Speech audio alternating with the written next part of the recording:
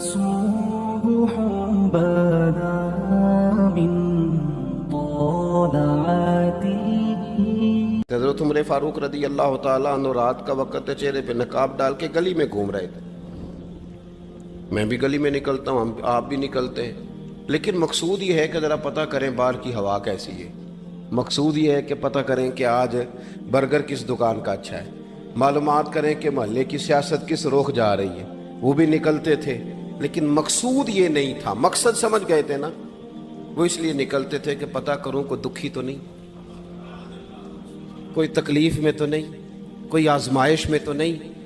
دیکھیں نا, کام وہی ہے, میں بھی کرتا ہوں, آپ بھی کرتے ہیں, ساری دنیا کرتی, لیکن وہ ایکم احسن عملا, کردار کس کا ستھرا ہے, ذہن کس کا اونچا ہے, ذوق کس کا بڑا ہے. زندگی وہ بھی بتا گئے, ہم بھی گزار رہے ہیں, لیکن وہی کمزور باتیں اور وہی روایتی گفتگو اور وہی لب و لہجہ اور وہی دنیا داری کے مخصوص سی ہماری گفتگو, فلاں کیا کر رہا ہے, کہاں پہنچ گیا.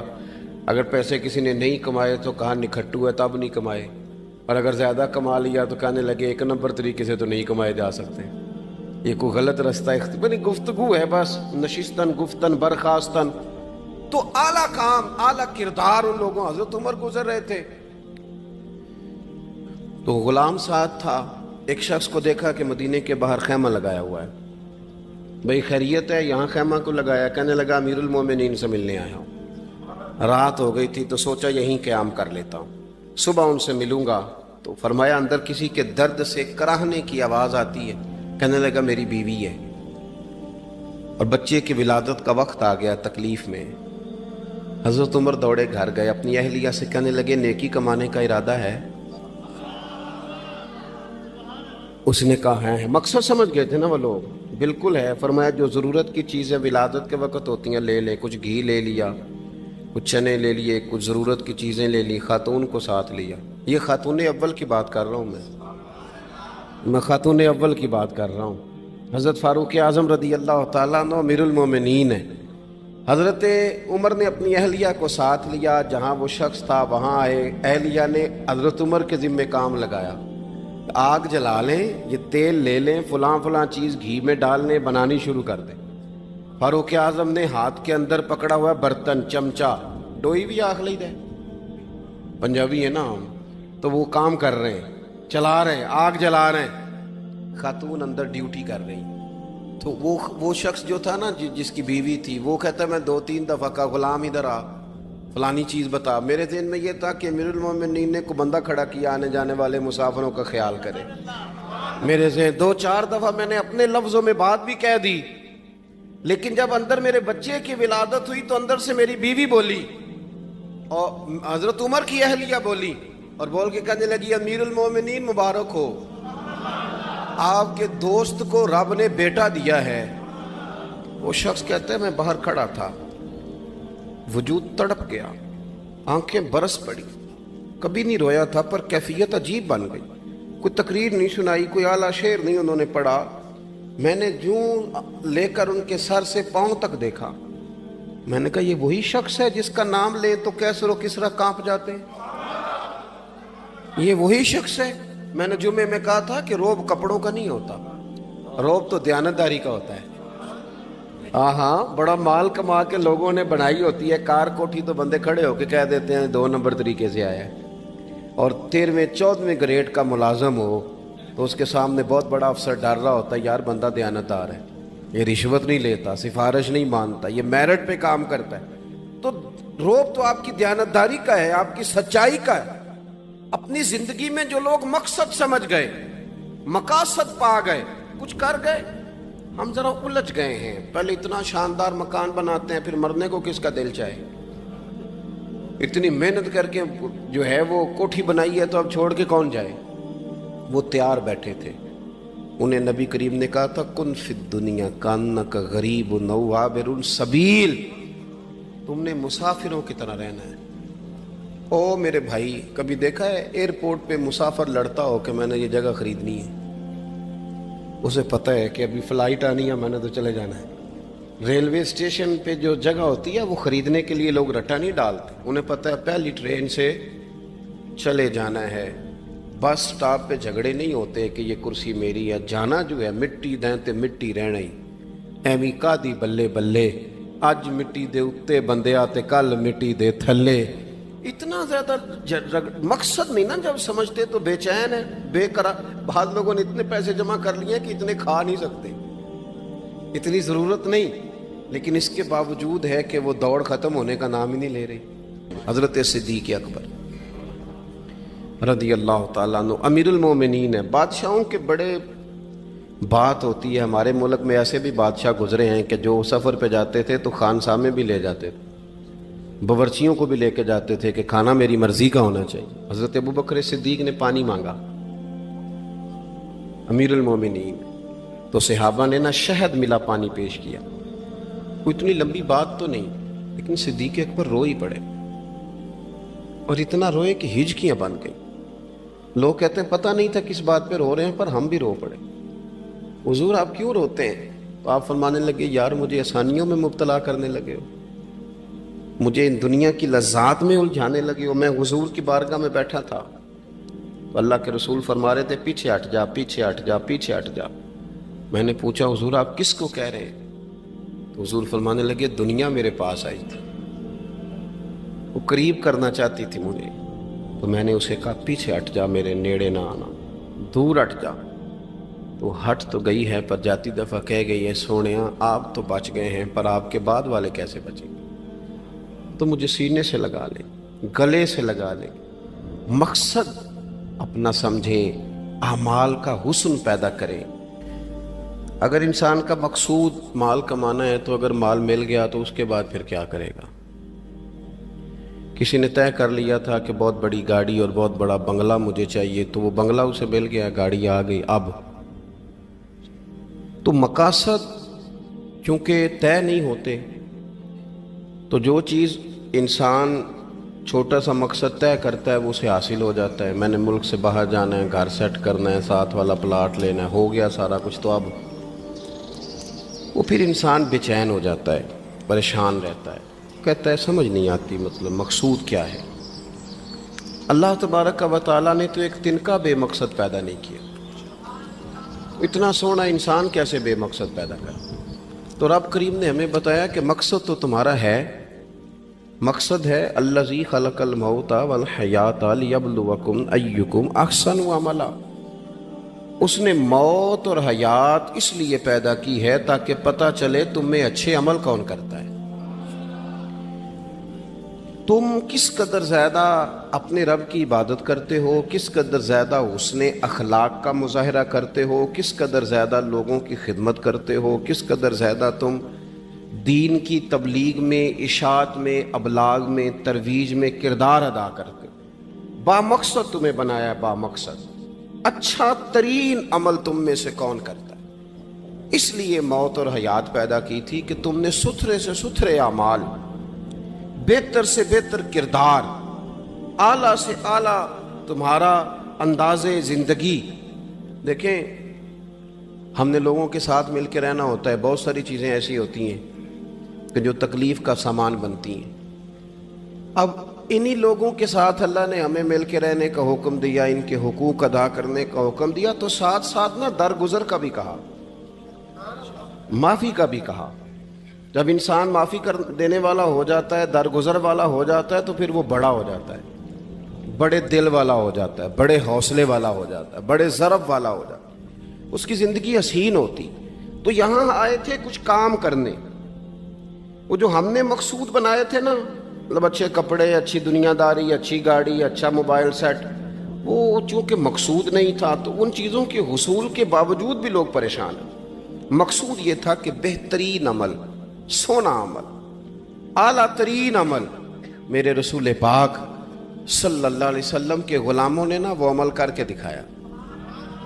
आला तरीन मिजाज रखते थे और आला तरीन खिदमत, यानी लोग उनका किरदार देख के ना, किरदार और अमल देख के, हम तो लंबी तकरीरें करते हैं, बातें करते हैं, बड़ा कुछ बताना पड़ता है, लेकिन वो बस थोड़ा सा ना लोग उनके पास उठते बैठते थे, आते जाते। इतनी दौड़ है कि आगे बढ़ के और लेना है, और लेना है, आलमी मजीद का रट्टा, वो समझ गए हम ना अड़े हुए। بہت سارے لوگ ایسے ہیں جنہیں صحیح بات کا پتہ چل گیا ہے، وہ فیصلہ کرنے میں دیر کر رہے ہیں، انہیں سمجھ آ گئی ہے کہ بہتر یہی ہے کہ میں وقت پہ مسجد آیا کروں، انہیں سمجھ آ گئی ہے بہتر یہ ہے کہ سویرے اٹھ کے واٹس ایپ بعد میں دیکھوں، پہلے قرآن پاک کی زیارت کر لیا کروں۔ سمجھ انہیں ہے، سمجھ ہے کہ باتیں زیادہ کرنے سے بہتر ہے درود و سلام زیادہ پڑھا جائے، پتہ انہیں ہے، وہ فیصلہ ہی نہیں کر رہے، ارادہ نہیں بنا رہے، توجہ نہیں کر رہے۔ جب بہت زیادہ بندہ دنیا داری میں الجھ جاتا ہے نا، بہت زیادہ، آسانیاں تو بندے کو جینے نہیں دیتی۔ پہلے انسان کہتا ہے کہ موٹر سائیکل ہو جائے نا تو چلو سفر آسان ہوگا، پھر موٹر سائیکل کہتا ہے ٹائر 2 ہیں، 4 ٹائروں والی ہونا، چلو مہران ہی ہو جائے خیر ہے، لیکن مہران میں بیٹھتے ہی اسے خیال آتا ہے کہ اس کی تو سیٹیں تنگ ہیں، پھر اس سے بڑی گاڑی چاہیے۔ یہ روز دوڑ ہے، بانج فقیروں کسے نہیں ماریا، اے ہوئی چور اندر دا، یہ دوڑ ہے، یہ ختم۔ حضرت ابوبکر صدیق رضی اللہ تعالیٰ عنہ امیر تھے، ہمیں تو نا جی ایک سے ایک کھانا، اور آج یہ نہیں کھانا، آج میری مرضی کا کھانا، یہ میری مرضی کا، یہ میرے بچے کی مرضی کا، یہ فلانے کی مرضی کا، وہ خواہشات کا انبار، اور نفس بچے کی طرح ہوتا ہے، خواہش پوری کرو تو فوراً ہی دوسری بھی بتا دیتا ہے، دوسری پوری کرو تو تیسری کی بھی خبر دے دیتا ہے۔ ہم نا چونکہ الجھ جاتے ہیں، پھر وہ الجھاؤ ہمیں باہر نہیں نکلنے دیتا۔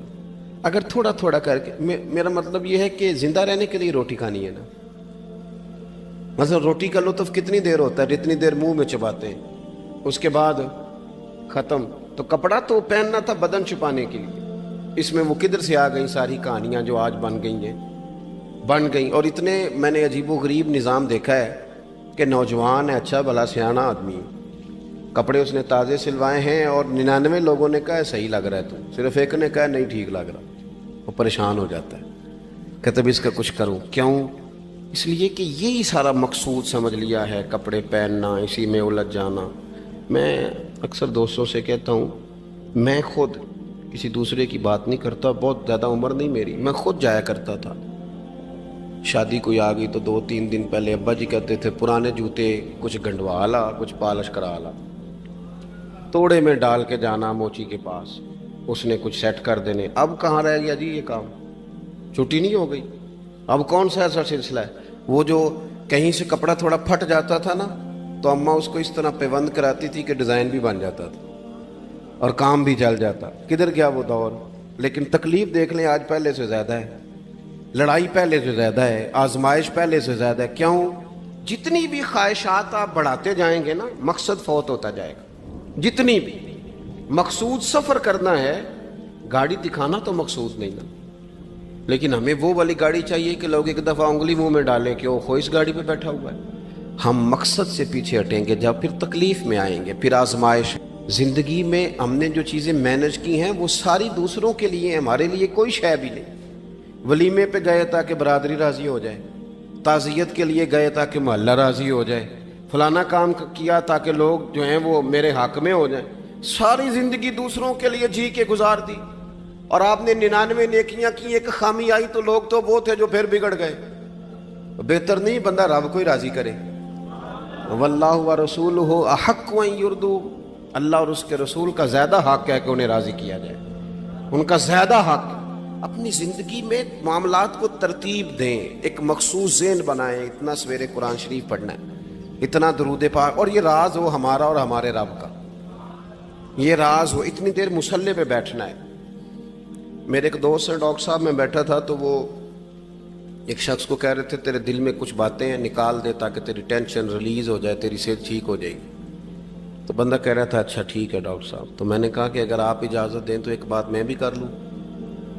نے کہا آپ بھی کر لیں۔ تو میں نے کہا ڈاکٹر صاحب کچھ دکھ بڑے ذاتی اور نجی ہوتے ہیں، بندہ کسی کے سامنے کہہ ہی نہیں سکتا، بڑے ذاتی قسم کے ہوتے ہیں، وہ آپ کسی کے سامنے جتنا مرضی کوئی قریبی ہو، وہ بندے کی اپنی اندر کی کچھ ایسی تکلیفیں ہوتی ہیں اندر کی، آزم گنڈاں دے وچ گنڈاں دس کیڑی کیڑی کھولا، بڑے مسئلے ہوتے ہیں، آپ کیسے بیان کر سکتے ہیں، سوال ہی نہیں پیدا ہوتا۔ تو کہنے لگا پیر صاحب حال تو ہوگا نا؟ میں نے کہا بالکل ہے، ہمیں ہمارے دین نے دعا سکھائی ہے، جو کسی سے نہیں کہہ سکتے وہ اپنے رب سے کہہ دو۔ اللہ کے حضور عرض کر دو، کشکول طلب دراز کر کے کہہ دو مالک یہاں پریشان ہوں، وہ بڑا کریم ہے، عطا بھی کرے گا اور پردہ پوشی بھی فرمائے گا۔ اپنے اللہ کے ساتھ اپنا تعلق مضبوط کریں، اپنی زندگی میں حسن اعمال کا پیدا کریں، اعمال کا، کہانیوں کا نہیں، باتوں کا نہیں، تصویروں کا نہیں، نئی سے نئی پکچر کا نہیں، اعمال کا، اور خوبصورت ترین طریقہ ہو۔ دیکھیں نا، مشکل سے بھی تو نماز پڑھنی ہے نا، سویرے ابا بڑے غصے میں تھے تو پھر مجھے اٹھنا ہی پڑا، تو اس طرح بھی تو پڑھنی ہے۔ تو اگر بندہ ذوق سے اٹھے اور ذرا سونا کر کے وضو کرے اور ذرا صحیح کر کے مصلی بچھائے اور سجدہ کرے تو ذرا ذوق سے کرے، مجھے سوز دے، مجھے ساز دے، مجھے نیم شب کا نیاز دے، دم سجدہ خود کو میں توڑ دوں، مجھے ایسا ذوق نماز دے۔ اس ذوق کے ساتھ آگے بڑھے۔ مقاصد جب بندہ سمجھ جاتا ہے نا، مقاصد، پھر اس کے لیے آسانی ہوتی ہے۔ میں نے عرض کیا تھا زیادہ باتیں نہیں کرنی، مقصود تو ایک پیغام دینا ہے۔ اب ہم نے جانے والوں کے لیے کیا کرنا ہے؟ ایک تو یہ کہ اپنا مقصد ٹھیک کرنا ہے کہ جو رخصت ہو گئے اپنے بزرگوں کو نا یاد رکھیں، اصل کام ہے ان کو بول کے بتائیے۔ سال کے بعد ختم بڑی اچھی بات ہے، سسماہی ششماہی سیماہی سب ٹھیک ہے، ان کو یاد رکھیں۔ حضور نہ یاد رکھتے تھے، اپنی والدہ کا ذکر کرتے تھے، اپنے والد کی بات کرتے تھے، اپنے دادا کا ذکر کرتے تھے، اپنے جانے سیدہ خدیجہ الکبریٰ رضی اللہ تعالیٰ عنہ وصال کر گئیں تو حضرت عائشہ کہتی ہیں حضور اکثر گھر میں ان کا ذکر کرتے ہیں۔ اپنے بزرگوں کو یاد رکھیں، ان کا ذکر کریں، ان کو نا، والد کے لیے نا والد ہونا شرط ہے، پی ایچ ڈی ہونا شرط نہیں۔ والد کے لیے والد ہونا شرط ہے، مفتی ہونا شرط۔ والد ان پڑھ بھی ہو تو بچے کو سمجھانے کا سلیقہ سے اللہ اسے عطا کاری دیتا ہے۔ ماں بالکل ان پڑھ بھی ہو تو بچوں کو سمجھانے کا طریقہ اللہ اسے، ان سے سیکھیں۔ میرے والدہ اور والدہ دونوں اپنا نام نہیں لکھ سکتے تھے، تو میں اپنے دوستوں سے کہتا ہوں مجھے کبھی موقع ملے تو میں کئی جلدوں میں کتاب لکھ سکتا ہوں اپنے ماں باپ، اس لیے کہ وہ جو ہمیں سکھا گئے، جو بتا گئے، وہ انہی کا خاصہ تھا۔ تو اپنے ایک تو جانے والوں کو یاد رکھیں، دوسرا ان کے لیے دعا کریں تو درد سے کریں، سونی کر کے کریں، صحیح کر کے کریں، اکیلے بیٹھ کے کریں۔ دعا کا سب سے زیادہ تعلق آپ کے دل کی آواز کے ساتھ ہوتا ہے، اور جس طرز میں حضور نے ہمیں حدیث سکھائی ہے نا، اس رنگ میں کبھی آپ حدیث کو سیکھیں، سمجھیں نا۔ حضور فرماتے ہیں جس طرح دریا میں ڈوبنے والا سہارا تلاش کرتا، دریا میں اسے کتنی کو جلدی ہوتی ہے، غوطے لگ رہے ہوتے ہیں، وہ اس طرح کا نہیں ہوتا کہ میں عصر کی نماز کے بعد پھر آؤں گا تجھے نکالنے، اس طرح تو نہیں نہ ہوتا۔ دریا میں ڈوبنے والا جس طرح کشتی سہارا تلاش کرتا ہے، حضور فرماتے ہیں اس طرح قبر میں جانے والا دعاؤں کا انتظار ہے۔ آپ نے دیر کر دی دعا مانگنے میں، ختم دلانے میں دیر کر دی، کت صبح و شام ہمہ وقت دعا۔ ابھی آپ آیتیں سن رہے تھے سورہ ابراہیم کی، اللہ نے نماز میں رکھ دی، ربنا اغفر لی وَلِوَالِدَيَّ وَلِلْمُؤْمِنِينَ يَوْمَ يَقُومُ الْحِسَابُ۔ ایک تو انہیں یاد رکھیں، خوب دعا کریں، اور دوسرا کوشش کریں کہ وہ جو نیکیاں کرتے تھے وہ نیکیاں بھی جاری رہیں، جن لوگوں سے ان کا اچھا تعلق تھا وہ تعلق بھی قائم رہے۔ یہ بھی کوشش کریں کہ ان کے لیے صدقات و خیرات کریں، اور قیمتی صدقہ دیں۔ قیمتی، میں بات ختم کرنے لگا ہوں، بس قیمتی صدقہ دیں، قیمتی۔ 15 تولے سونا گھر میں پڑا ہوتا ہے، قیمتی ہوتا ہے نا۔ کبھی کسی نے چوک میں بتایا کہ آج 15 تولے سونا میرے گھر میں پڑا ہے؟ بولو نا، لگتا ہے تو 10 چھڑنا ہے۔ اگر گھر میں 50 لاکھ روپے کیش پڑا ہو تو چوک میں گلی میں آ کے آپ بات کریں کہ گھر میں پیسے پڑے ہیں، کیوں؟ کہ وہ قیمتی ہیں، کوئی لے نہ لے۔ تو یہ جو 5000 مسجد دیکھ کے سارے محلے کو بتاتے ہو یہ بھی صدقہ تھا، یہ بڑا قیمتی چیز تھی، یہ بتانے والا نہیں تھا، یہ تو نیکی تو قیمتی تھی۔ قیمتی چیز جو ہوتی ہے وہ تو چھپائی جاتی ہے کہ بتائی جاتی ہے۔ یہ جو بیٹیاں ہیں نا اسلام کی، مائیں بہنیں، یہ قیمتی ہیں، اس لیے اسلام انہیں کہتا ہے تم گلیوں اور چوکوں میں آنے والی نہیں، قیمتی چیزیں گھر کے اندر رہا کرتی، تم قیمتی چیزیں ہو، تمہارا وجود قیمتی ہے، تم کبھی ماں ہو، کبھی بیٹی ہو، کبھی بہن ہو، کبھی بیوی ہو، قیمتی ہو۔ اس لیے تمہیں اسلام کہتا ہے کہ گھر کے اندر رہو گی تمہاری قیمت رہے گی. کچھ چیزیں ایسی ہیں جو چوکوں میں گلیوں میں پھیل جائے تو ان کی قیمت نہیں رہتی. اس لیے تمہیں کہا جاتا ہے کہ گھر میں رہو. یہ جو تمہیں چوکوں میں لاتے ہیں یہ تمہیں بے وقت کرنا چاہتے ہیں, بے قیمت کرنا چاہتے ہیں. انسان تھوڑی دیر کے لیے اگر تھوڑی دیر کے لیے غور کرے تو بڑے بڑے جانور انسان سے بڑے طاقتور ہیں, لیکن اللہ نے ان کی نکیل انسان کے ہاتھ میں تھما دی. اتنا بڑا جہاز ہے, ٹنوں وزن لے کے چل رہا ہے, انسان کے بس کی بات نہیں کہ وہ کئی لوگ لگ کے بھی اس کو اٹھا سکیں, لیکن اللہ نے اس کے قبضہ و اختیار میں کر دیا ہے. فرمایا هو الذی خلق لکم ما فی الارض جمیعا, زمین میں جو کچھ ہے سارا تیرے لیے بنایا ہے, آسمان میں جو ہے سارا تیرے لیے بنایا ہے. وما خلقت الجن والانس الا لیعبدون, فرمایا کل کائنات میں نے تیرے لیے بنائی ہے اور تجھے میں نے اپنی عبادت کے لیے پیدا فرمایا ہے. تو جنوں اور انسانوں کو اللہ نے اپنی عبادت کے لیے تخلیق فرمایا.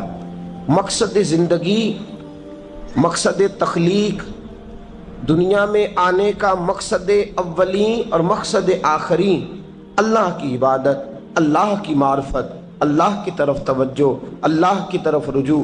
یہی ایک مقصد تھا انسان کے آنے کا. اسی کو قرآن نے بیان کیا تھا. اپنے اپنے مقاصد درود شریف پڑھنے والوں سے بلند صلاۃ و سلام علیک یا سید یا رسول اللہ. اپنے اپنے مقاصد, اپنے اپنے معاملات کو ہم نے ترتیب دے لیا ہے.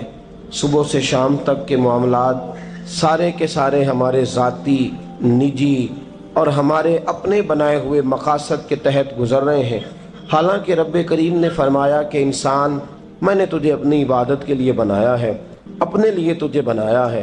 تو میری بارگاہ میں سجدہ ریز ہو, تو میری بارگاہ کی طرف توجہ کرے, تو میرے لیے تسبیح پڑھے, تو تحلیل کے جملے بولے, تو تکبیر کہے, تو میرے محبوب پہ نازل ہونے والے قرآن کی تلاوت کرے.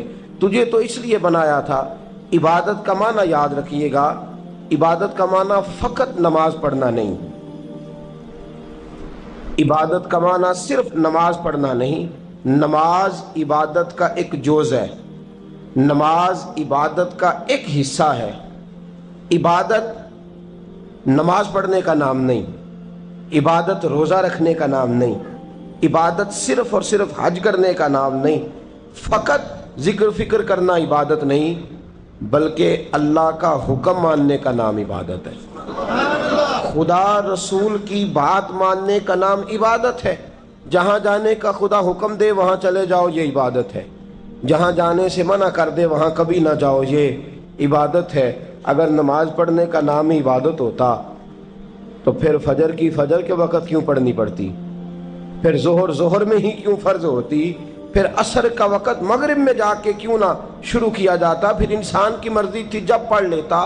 فرمایا نہیں, عبادت میری ہے, اصل میری اطاعت ہے. میں جب کہوں کہ یہ فجر کا وقت ہے تو تجھے فجر مان کے پڑھنا, جب کہوں ظہر کا وقت ہے تو ظہر مان کے. ہم نے عبادت کو مخصوص کر دیا. مسجد میں چلے جانا, نفل پڑھ لینا, کچھ دیر قرآن شریف پڑھ لینا, کچھ دیر اللہ کی عبادت کر لینا, کچھ دیر ذکر اذکار کر لینا, اس کا نام عبادت ہے. اور باہر نکل کے بے شک جھوٹ بولے, باہر نکل کے بے شک غیبت کرے, باہر نکلے اور کم تولے, باہر نکلے اور اپنی من مرضی کرے, تو یہ عبادت نہیں. اس لیے کہ ہم اس خدا کے ماننے والے ہیں جو صرف مسجد میں نہیں ہوتا بلکہ جلوہ تیری ذات کا کو بکو ہے. میں جدھر دیکھتا ہوں ادھر تو ہی تو ہے. ہمارا خدا صرف مسجد میں نہیں ہے, اللہ ہر جگہ ہے. جے میں تینوں اندر جانا پھر مقید جانا, جے میں تینوں باہر سمجھا اندر کون سمانا. اندر بھی تویں باہر بھی تویں وچ بلا کون نمانا. اصل بات یہ ہے کہ جب خدا ہر جگہ ہے تو اللہ تبارک و تعالیٰ کا حکم ہر جگہ ماننا ہے, ہر جگہ اطاعت کرنی ہے, ہر لحاظ سے. رب کی بات ماننے کا نام عبادت ہے. اللہ کی, اس کے رسول الپاک صلی اللہ علیہ وسلم کی بات ماننے کا نام, توجہ ہے آپ کی میری بات پہ, عبادت کا مفہوم سمجھیے گا, عبادت کا مفہوم سمجھیے گا. ہمارا وہ دین نہیں جو پنڈتوں, جوگیوں, راہبوں کا مذہب ہے کہ جنگلوں میں نکل جاؤ, تسبیح لے لو, میں کھٹکتا ہوں دل عالم میں کانٹے کی طرح, اور تو فقط اللہ اللہ اللہ، یہ مذہب نہیں۔ ہمارا دین کہتا ہے مسجد میں بیٹھ کے جو ذکر کرے گا اسے بھی ثواب ملے گا، اور جو محنت کر کے کما کے بچوں کو کھلائے گا اسے بھی ثواب ملے گا۔ ہمارا دین یہ کہتا ہے جو مسجد میں بیٹھ کے قرآن پڑھے گا اسے بھی ثواب ملے گا، اور جو گلی میں پڑا ہوا کانٹا اٹھا دے گا اسے بھی اللہ اجر عطا فرمائے گا۔ اللہ کا حکم ماننا، اللہ کا حکم ماننے کا نام عبادت۔ محمود غزنوی کے پاس ہیرا ہے۔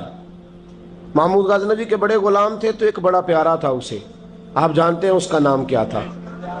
ایاز محمود غزنوی کو بڑا تو حسد شروع ہو جاتا ہے ہر جگہ، الا ماشاءاللہ۔